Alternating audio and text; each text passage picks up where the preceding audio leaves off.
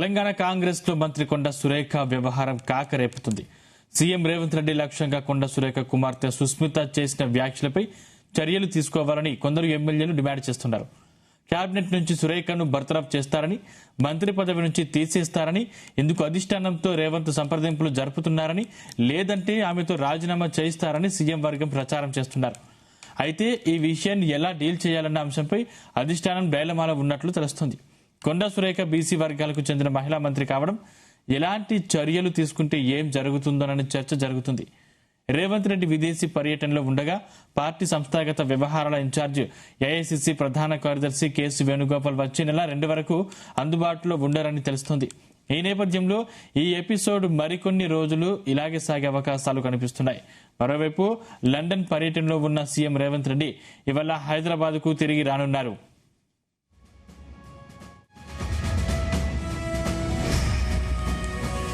ఈ అంశానికి సంబంధించిన మరిన్ని డీటెయిల్స్ మా ప్రతినిధి వేణుగోపాల్ అందిస్తారు. వేణుగోపాల్, 4 రోజులుగా అటవీ దేవాదాయ శాఖ మంత్రి కొండా సురేఖ కుటుంబమే కేంద్రంగా అధికార కాంగ్రెస్ పార్టీ రాజకీయం చక్కర్లు కొడుతోంది. ఇక ముఖ్యమంత్రి రేవంత్ రెడ్డిని లక్ష్యంగా చేసుకుని కొండా సురేఖ కుమార్తె సుస్మిత పటేల్ సృష్టించిన వ్యాఖ్యలు కలకలం ఎలాంటి పరిణామాలకు దారితీస్తుందోననే ఉత్కంఠ కాంగ్రెస్ పార్టీ వర్గాల్లో ఉంది.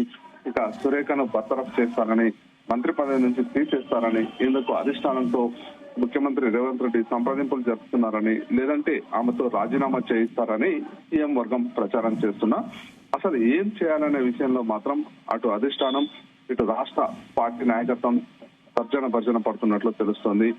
బీసీ వర్గానికి చెందినటువంటి మహిళా మంత్రి కావడం, అదే సమయంలో మరికొందరు ముఖ్య నేతలు కూడా పార్టీకి వ్యతిరేకంగా మాట్లాడడంతో ఎవరిపై ఎలాంటి చర్యలు తీసుకుంటే ఏం జరుగుతుందోననే చర్చ జరుగుతోంది. రేవంత్ రెడ్డి ఉండగా పార్టీ సంస్థాగత వ్యవహారాల ఇన్ఛార్జ్ ఏఐసీసీ ప్రధాన కార్యదర్శి కేసీ వేణుగోపాల్ వచ్చే నెల 2 వరకు అందుబాటులో ఉండరని ఢిల్లీ వర్గాల సమాచారం. ఈ నేపథ్యంలో ఈ ఎపిసోడ్ మరికొన్ని రోజులు సాగే అవకాశాలు అయితే చాలా స్పష్టంగా కనబడుతున్నాయి. ఇక ముఖ్యమంత్రి రేవంత్ రెడ్డి సన్నిహితులైన ఎమ్మెల్యేలు, నేతలు కొండ ఎపిసోడ్ లో తమ వంతు పావులు కలుపుతున్నారు.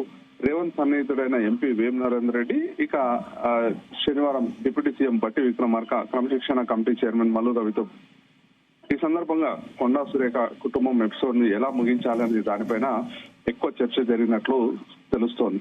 ఇక కొండా సురేఖను తప్పించేలా అధిష్టానాన్ని ఒప్పించాలా, లేదంటే ఆమెతో రాజీనామా చేయించాలా, లేదా మరో మార్గంలో అంతర్గతంగా అనే కోణంలో ఈ చర్చలు జరిగినట్లు సమాచారం. అయితే ముఖ్యమంత్రి రేవంత్ రెడ్డి ఇక ఈ రోజు రాత్రి దాటాక అంటే విదేశీ పర్యటన ముగించుకొని రానుండడంతో ఇక ముఖ్యమంత్రి వచ్చిన తర్వాత ఎలాంటి సంకేతాలు ఇస్తారన్నది కూడా ఇప్పుడు కీలకంగా మారింది. ఇక ముఖ్యమంత్రిని కలిసి మంత్రి కొండా సురేఖ చెప్పిన నేపథ్యంలో కలుస్తారా, లేదంటే అధిష్టానం పెద్దలతో మాట్లాడతారా, తనకు బహిరంగంగా మద్దతు ఇచ్చినటువంటి ఎమ్మెల్యేలకు ఆయన ఏం చెప్తారు అనే దానిపైన కూడా ఉత్కంఠ నెలకొని ఉంది.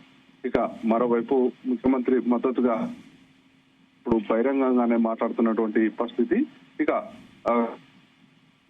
రాజగోపాల్ రెడ్డి, చిన్నారెడ్డిపై చర్యలు తీసుకోవాల్సిందేనని ఎమ్మెల్యేలు పట్టుబడుతున్నారు. కానీ రేవంత్ కేబినెట్ సహచరులు ఎవరు ఇప్పటి వరకు బహిరంగంగా ఈ అంశంపై మాట్లాడకపోవడం రాజకీయ వర్గాల్లో ఉన్నటువంటి పరిస్థితి ఉంది. ఇక మరోవైపు టీపీసీసీ క్రమశిక్షణ కమిటీ ఇక శనివారం గాంధీభవన్ లో చైర్మన్ మల్లు రవి అధ్యక్షతన జరిగిన ఈ భేటీలో కమిటీ సభ్యులు శ్యామ్ మోహన్ తో పాటు మిగతా కమిటీ సభ్యులు పెండింగ్ లో ఉన్నటువంటి పలు అంశాలపై కూడా చర్చించారు.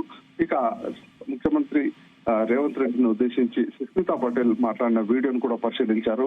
ఇక వనపర్తి నియోజకవర్గం విషయంలో చిన్నారెడ్డి, మేఘారెడ్డి మాట్లాడిన వీడియోలను పరిశీలించారు. ఇక ఈ వీడియోలను పరిశీలించినాక టీపీసీసీ క్రమశిక్షణ కమిటీ చైర్మన్ మల్లు రవి మాట్లాడుతూ నోటీస్ కు సమాధానాన్ని సుస్మిత మాట్లాడిన వీడియోను కమిటీ పరిశీలించిందని చెప్పారు. ముఖ్యమంత్రిని ఒక మామూలు వ్యక్తి కంటే తక్కువగా అనుచిత వ్యాఖ్యలు చేసినట్టుగా ఈ వీడియోలో కనబడుతుంది. ఇక మంత్రి సురేఖ ఇచ్చిన వివరణ చదివిన తర్వాత ఇక మరొక మారు సమావేశమై పరిశీలించాం. ఇక ఎమ్మెల్యేలు కూడా ఫిర్యాదు ఇస్తామని చెప్పారు. కాబట్టి తుది నిర్ణయం తీసుకోకుండా అందరి ఫిర్యాదులు స్వీకరించి వాటిపై కమిటీలో సమగ్రంగా చర్చించి నిర్ణయం తీసుకుంటామని చెప్పి మళ్ళీ చెప్పారు. ముఖ్యమంత్రి గురించి ఎవరు మాట్లాడినా ఖండించాల్సిన బాధ్యత సురేఖపై ఉందని కమిటీ అభిప్రాయపడింది. ఇక ఆమె మంత్రి హోదాలో ఉన్నారు కాబట్టి అన్ని కోణాల్లో ఆలోచించిన తర్వాతే తుది నిర్ణయం ఉంటుందని కూడా మల్లు రవి చెప్పడం జరిగింది. ఇక వనపర్తి విషయంలో కూడా ఇద్దరు నేతలతో మాట్లాడిన మాటలు పరిశీలించారు.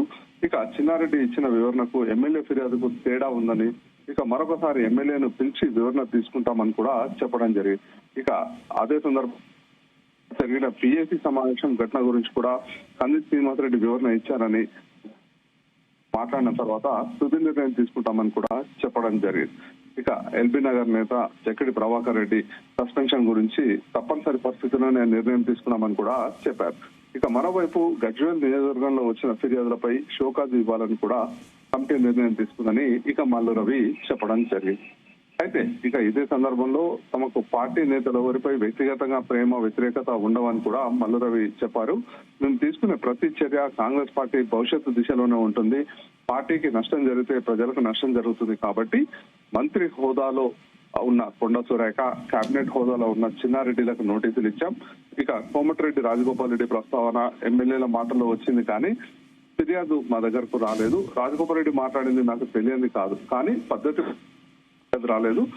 సుమోటోగా తీసుకోవాలా వద్దా అన్నది పరిశీలిస్తున్నాం. ఇక ఎవరైనా దృష్టిలో వ్యక్తులు ముఖ్యం కాదు, పార్టీనే ముఖ్యం. ఇటు ప్రధానమంత్రి అయినా ముఖ్యమంత్రి అయినా పార్టీ వల్లనే, పార్టీ నమ్మి ప్రజలు ఓట్లేస్తారు. ఈ నమ్మకాన్ని వమ్ము చేసేలా ఎవరు మాట్లాడకూడదు అని చెప్పి కూడా ఈ సందర్భంగా మళ్ళీ వ్యాఖ్యానించినటువంటి పరిస్థితి. ఇక ఇది ఇలా ఉండగా మరోవైపు టీపీసీసీ క్రమశిక్షణ కమిటీకి మంత్రి కొండ సురేఖ శనివారం మరో లేఖ రాశారు. ఇక క్రమశిక్షణ కమిటీ ఇచ్చిన నోటీస్ కి నేను ఇప్పటికే వివరణ ఇచ్చిన, కొందరు పార్టీ ప్రజాప్రతినిధులు నాయకులు నన్ను నా కుటుంబ సభ్యులను లక్ష్యంగా చేసుకుని బహిరంగంగా విమర్శలు చేస్తున్నారు, ఇక అవమానించేలా మాట్లాడుతున్నారు.